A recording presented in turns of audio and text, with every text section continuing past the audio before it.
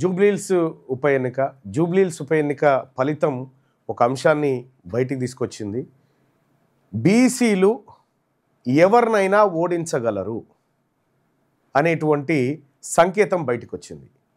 జూబ్లీహిల్స్లో రికార్డు స్థాయిలో ఒక బీసీ బిడ్డ విజయం సాధించడం నిజంగా బీసీలుగా గర్వపడాల్సినటువంటి అవసరం. ఈ ఎప్పుడని చెప్తే గెలుపు గుర్రాలకి అంటారు. మీ గెలుపు గుర్రాల పని చేసేది వాళ్ళే. మరీ ముఖ్యంగా చెప్తా ఉన్నా, రెడ్లను ఓడగొట్టే దమ్ము యాదవుల దగ్గర ఉందనే తేలిపోయింది. అటు నాగార్జున సాగర్లో జానారెడ్డిని ఓడగొట్టిన భగత్ కానీ, ఇటు ఉత్తమ్ పద్మావతిని ఓడగొట్టినటువంటి బొల్లం మల్లయ్య యాదవ్ కానీ, ఇక్కడ జూబ్లీహిల్స్లో రెడ్లను కమ్మలను అందరిని ఓడించినటువంటి నవీన్ యాదవ్ కానీ, రేపు నల్లగొండలో కూడా జరిగే కార్యక్రమం ఇదే. ఇక మీ రాజకీయ పతనం ఆరంభమైపోయింది.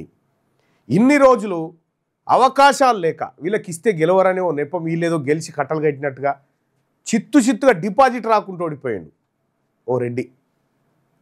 కాబట్టి రాజకీయ పార్టీలారా మీరు కనువిప్పు కల్పించుకోండి. ఇలా బీసీలంతా తెలంగాణ రాష్ట్రంలో నిజంగా చెప్తా ఉన్నా కదా, జూబ్లీహిల్స్ ఉప ఎన్నికలు అయినాయి కదా.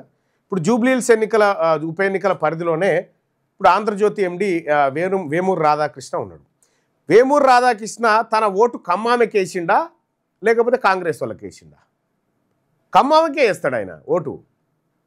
ఇప్పుడు ఆ దీపక్ రెడ్డికి పడ్డ ఓట్లు కూడా రెడ్డోళ్ళ ఓట్లే. నికార్స్గా బీసీలై మైనారిటీల ఓట్లతో గెలిచినటువంటి బిడ్డ నవీన్ యాదవ్. అక్కడ క్లియర్గా ఏ వర్గం వాళ్ళు ఆ వర్గానికి ఓటేసుకున్నతోటి లెక్క తేలిపోయింది. రేపొద్దున తెలంగాణ రాష్ట్రంలో జరిగేటువంటి రాజకీయ లెక్కలు కూడా గివే, ఇంతకు మిక్కిలు ఏముండయి.